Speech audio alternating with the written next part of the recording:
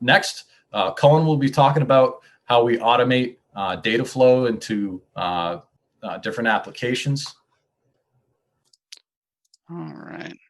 So yeah, let me just start sharing my screen, and I'm going to show you how sort of these workflows, and in particular the webhooks. Paul showed you how to put one together, and you've seen a couple of those being made. So I'm just really going to show you some of the other use cases that you can kind of have with this. And in particular, I'm going to be using them to connect to apps that are not full integrations like a SAMMS, but maybe you could integrate into your daily processes or routines just to make things automate more things without having to be a huge process. And this can be extremely low or no code. I'm going to be using another app called Zapier, which you may have used, you might not have used, but it's basically used, very popular for connecting apps without any code. It basically can help you connect a bunch of its apps that are in its ecosystem that it's connected to, such as maybe Microsoft Teams, Gmail, things like that. And it can just automate these cool things between them so everything can talk to each other.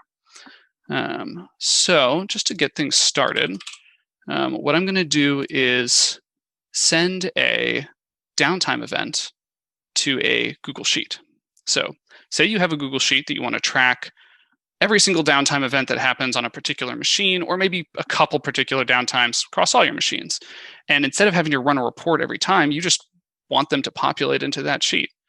Well, I've got a sheet set up here. You can see I've kind of got a couple downtime events going on here.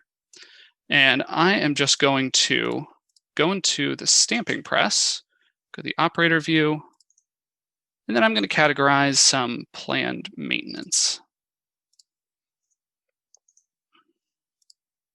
And just like that, I almost didn't switch back in time. You can catch the new planned maintenance appeared.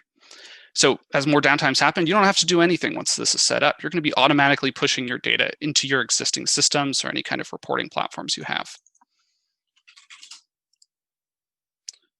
All right.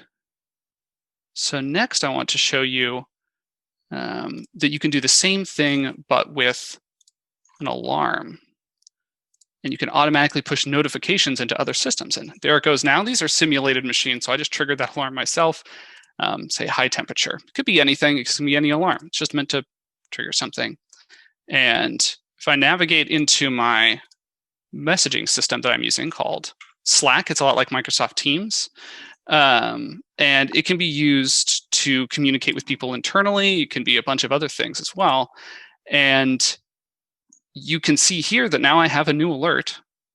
CNC lathe triggered a high temperature alarm.